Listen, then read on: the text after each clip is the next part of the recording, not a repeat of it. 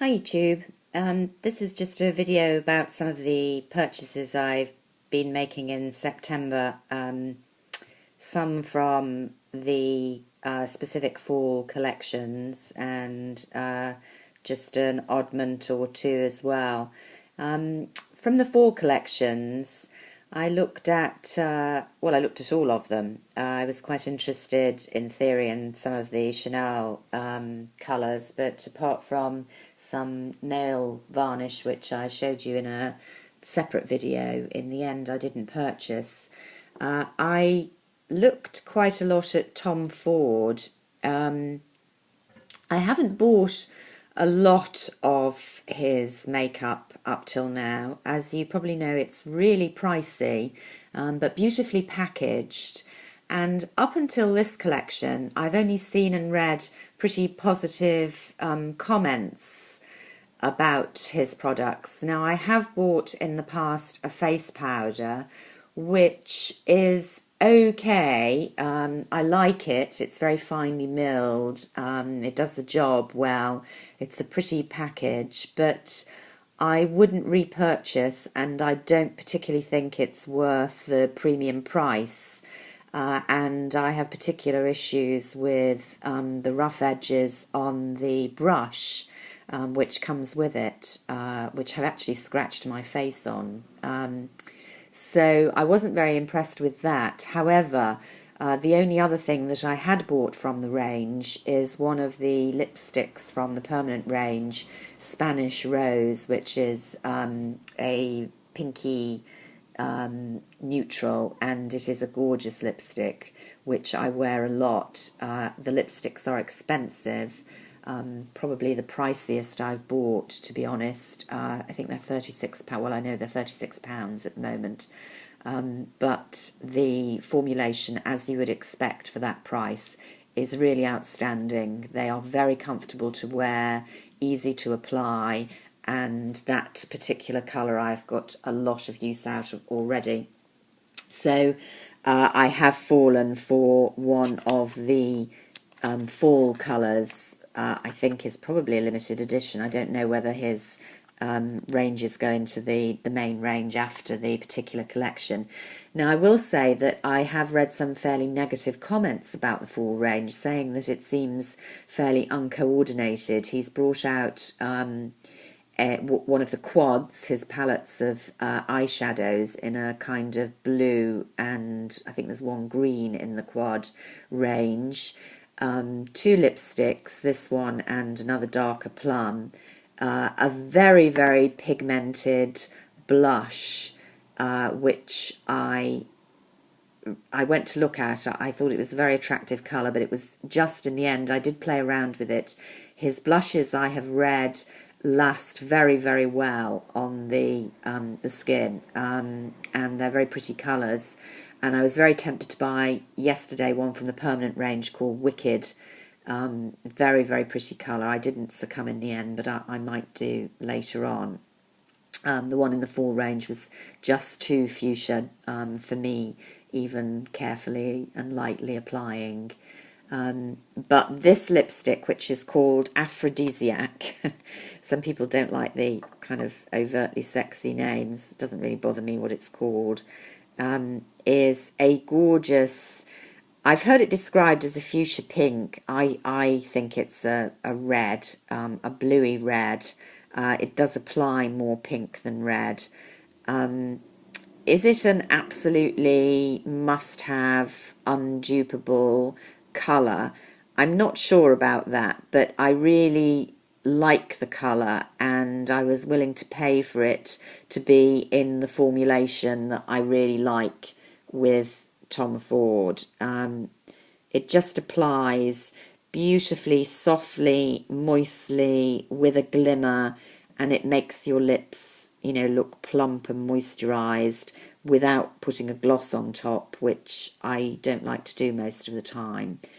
And if you can either, apply it really thickly or just dab it on for a gentler colour on the lips, can look really good, like a kind of lip stain. And again, has really lasting power.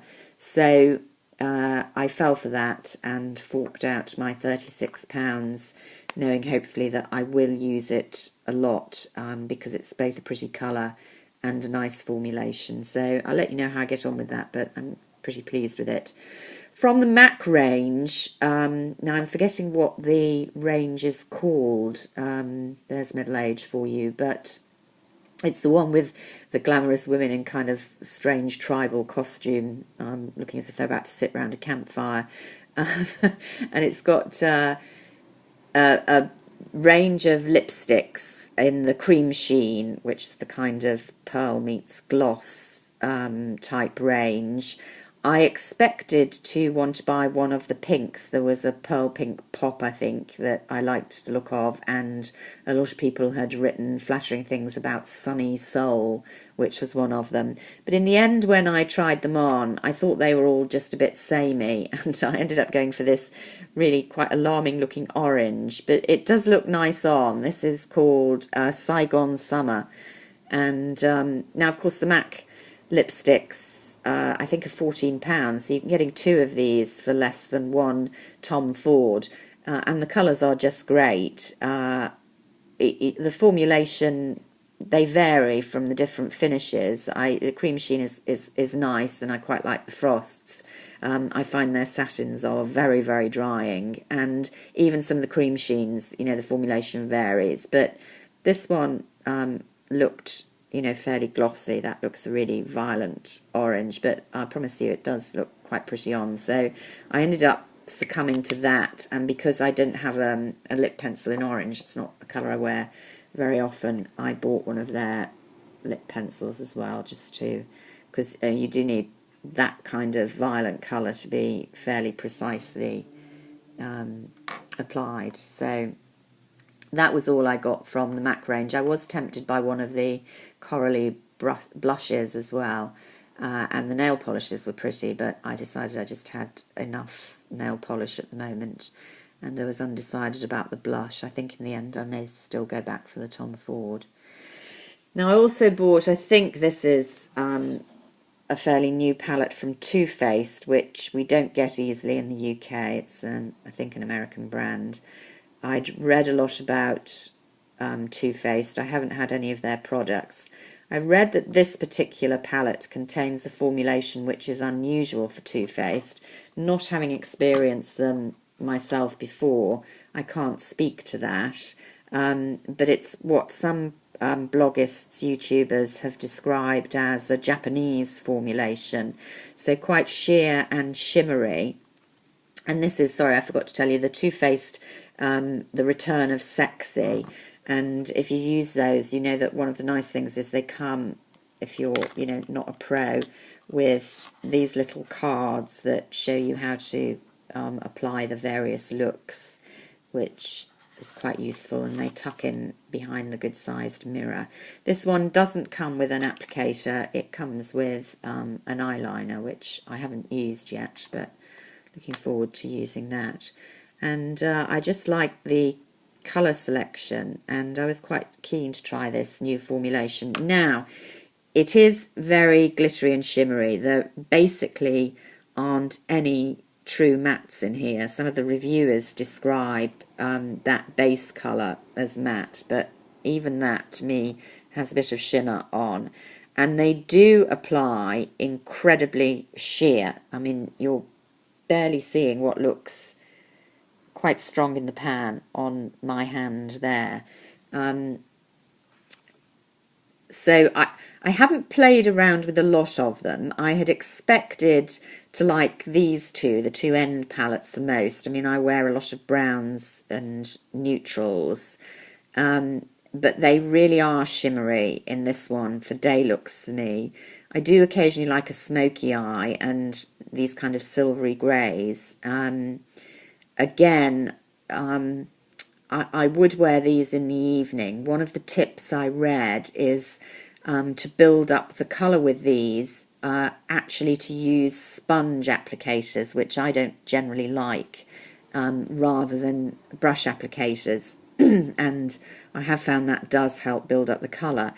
Strangely enough, although I expected not to like the purple, it looked, a bit in the face for me, I am quite liking that eye colour look, that palette, and I have used that combination and quite enjoyed it. Would I recommend this palette? You know, it depends how much makeup you've got and how much money you want to waste, really.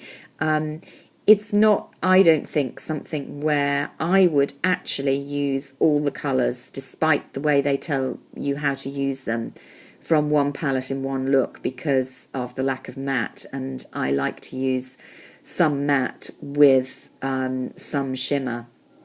So I think you need to use other colours with as, you know, as a base or a highlight or whatever, and then use one or two of these to finish your look. And personally, for me, having to wear quite conservative makeup during the day, there's a bit too much glitter for a day look. So I won't say I'm disappointed with the palette. I have enjoyed playing around with it, and I will use some of these colours quite a lot, but I wouldn't describe it as, you know, a must-have, especially if you're buying it in the UK. Again, it's quite expensive, but interesting experiment. And then my other experiment, I bought a lot of foundations recently. I've read a lot of good things about the Shiseido Perfect Refining Foundation. Tiny, tiny bottle, which is actually quite dinky. I quite like using it to travel with. I do like it. It wears on the skin well. The look kind of improves after a couple of hours, I would have said. It looked more obvious on my skin to begin with than I was expecting. And I also seem to get a better effect when, although I apply with a brush, then to just pat very gently with my fingers, warm fingers around. Again, I don't know whether that's to do with getting it to oxidize more quickly. Seems to give a more flawless coverage. So my jury's slightly out on this. You know, I'm swapping between several foundations at the moment. I'm using up my usual Laura Mercier, which is a great range. I like Chanel, as you know. I haven't been using that recently. I've got 2 Burberry foundations, which I'm using a lot, and quite a few BB creams as well. So I'm kind of still making my mind up what order I'm putting them in, but it is a nice one to try. I do like it. And then this is just the sort of joker in the pack. I went to TJ Maxx, which is a store I hate normally, but I don't know if you can see this. They had quite a lot of skincare, which I didn't know they stocked. And this was an Italian brand that I'd never come across, called Retilift Ultra. And I'm always on the lookout for retinol products that are quite hard to get with a good concentration of retinol in the EU, because it's more controlled than it is in the United States. I generally buy the products over there, and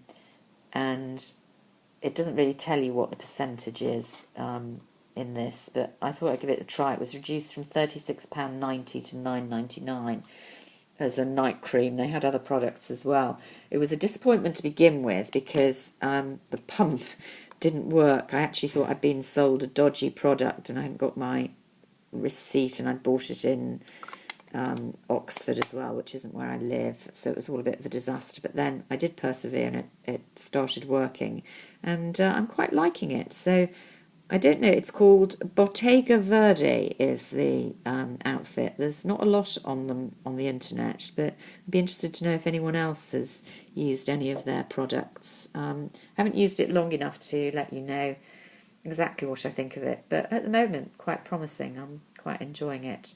So those are my September purchases, and hope you're enjoying the fall range, and let me know if you've had any interesting bargains or interesting purchases. Bye for now.